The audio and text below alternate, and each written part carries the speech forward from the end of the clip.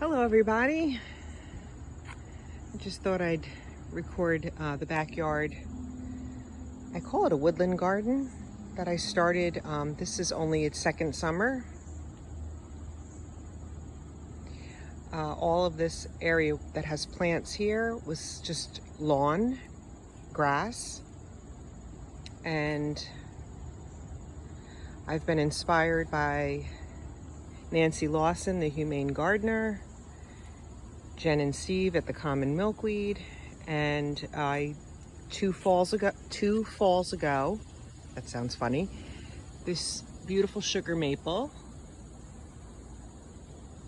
dropped her leaves, and I left every single one of them. And what you see over here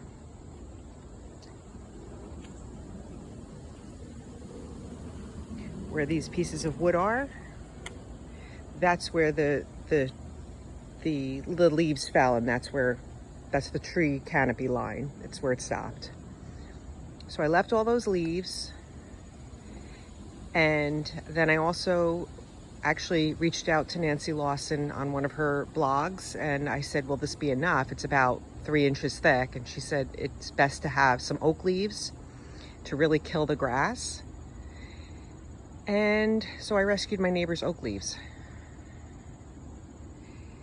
and it killed the grass in about, I would say, 99% of the area. There's a few little sections of lawn that I may need to pull. So since I've done this, I've seen butterflies back here, pollinators, tiny native bees, bumblebees. I've even seen fledgling mourning doves just spending days under these plants, which is kind of amazing because they would not have had that shelter if this was just grass.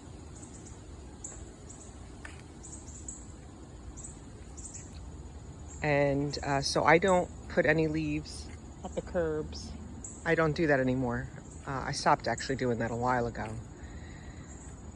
And most of the plants here I've propagated from other parts of the garden. So it's been very cost effective.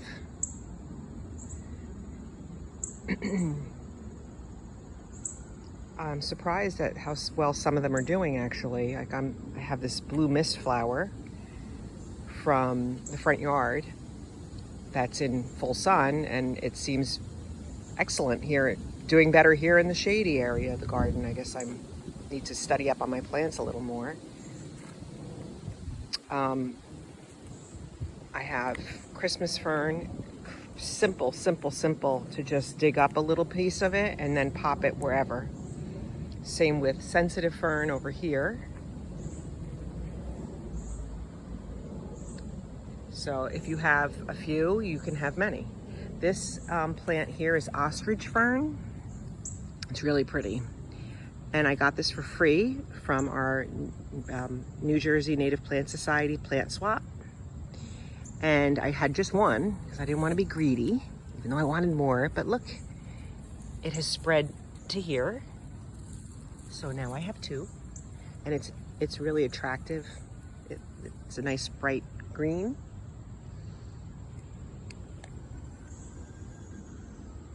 These are Samson's snake root, or white snake root, actually white snake root, I believe. The deer won't eat them, they're poisonous. That's not why they're there, they just popped in.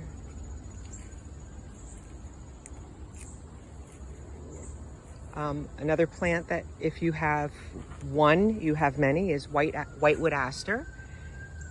They self-seed heavily, and I have about 5 in here that I sort of removed from the side garden.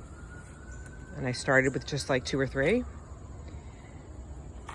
At the top here of the driveway, I put more sun-loving plants like little blue stem, and they're doing really well. I bought one plant, $9, and divided them with a knife, and I cut them into thirds, and now I have 3. And it's beautiful, the color. It's really attractive.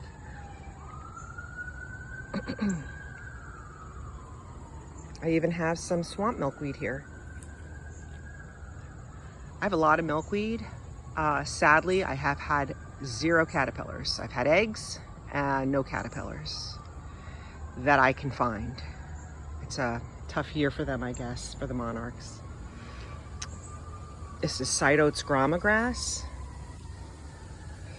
Very easy to grow from seed. So I bought a $3 seed packet, and I have 3 here. I have some in the front, some for my friends.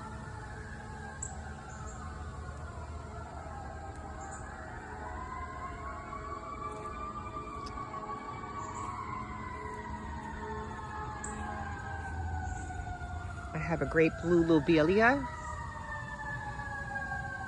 and I'm surprised it's growing here, but it is.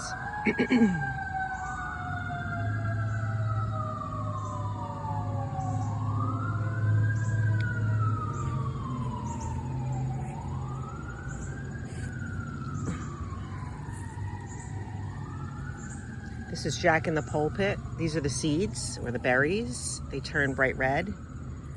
And I got really excited because it's the only one that turned to fruit. So I put this tool cloth on it, this little baggie from the dollar store, because I don't want an animal to take it. I want to try to propagate that and get more plants. I did take some mountain mint from the front yard where it gets a ton of sun, and I put it in this area. The honeybees really like it. Usually there's a ton of pollinators on here. This year I'm just really seeing honeybees on it. So I don't know what's going on with our native pollinators.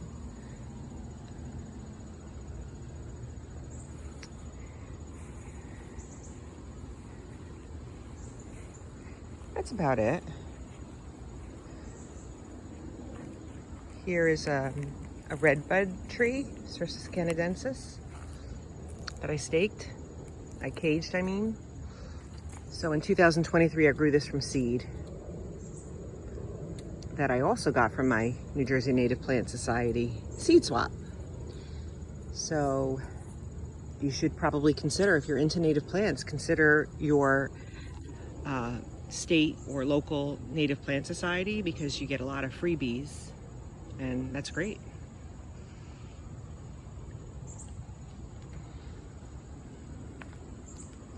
I popped a Joe Pye weed in here. Really surprised it's doing well here. Again, because they like moisture, and we are underneath a large sugar maple. So, you know what? This area here,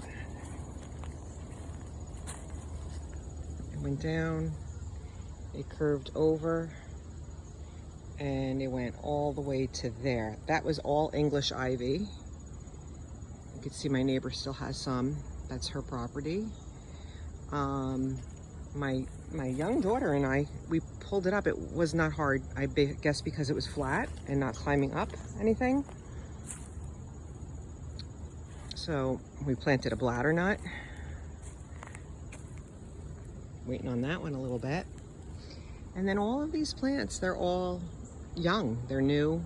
I've got over here, hopefully they survive. I have some bloodroot that my sister gave me. I'm not sure they're going to make it, but we'll see. I have a hard time with bloodroots. I think it's just getting too warm in this, in northern New Jersey. But all this was grass.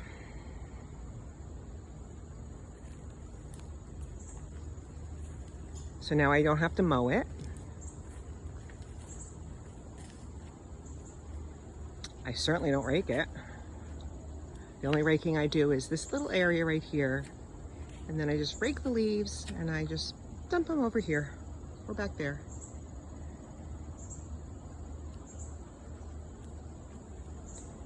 So if you are new to native plant gardening and you feel a little overwhelmed, I understand.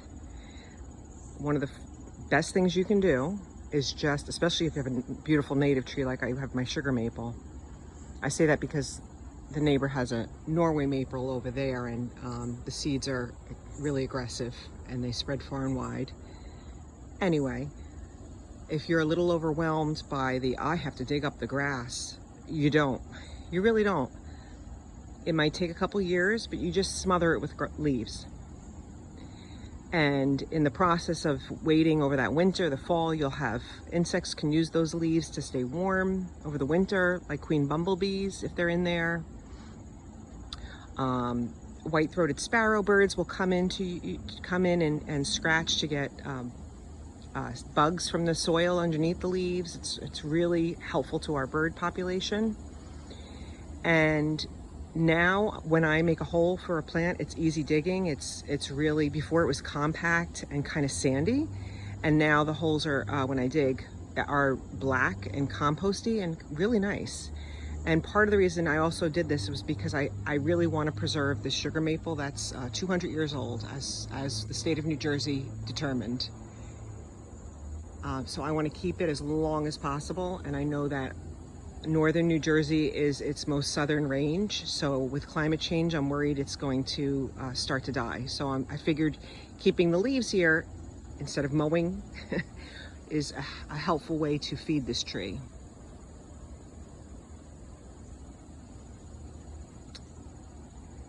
So that's all I wanted to say. Just please, if you're new to native gardening, and again, if you feel overwhelmed and you have this great big deciduous tree in your backyard, like, go for it.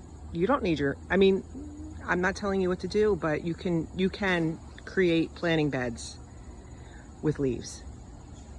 It's a great place to start. Okay, there's a little cardinal over there, a little cutie. Okay. With that, have a wonderful day, and don't forget, plant native. Bye.